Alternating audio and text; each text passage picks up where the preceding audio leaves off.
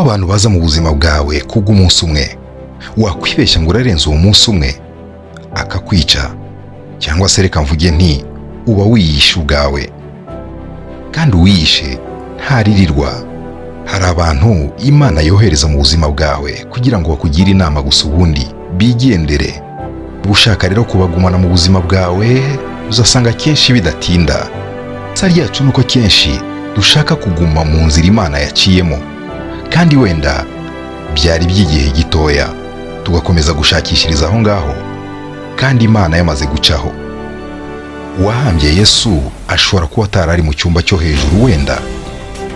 Nuko rero ubwo yaraje arahamba gusa, ubundi ahita yigendera. Kandi uwo muntu ntiyigeze aba umuvugabutumwa na rimwe. Ko twebwe iyo umuntu aciye mu buzima bwacu akagira icyo akora, turashaka kumwiyomekaho, turashaka kumugumana. Oya, ntabwo ari byo. Hari abantu bampesheje umugisha mu buzima bwanjye mu buryo budasanzwe.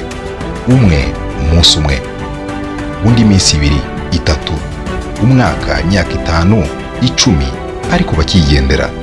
Ntugahindure buri wese inshuti y'urugendo rwawe.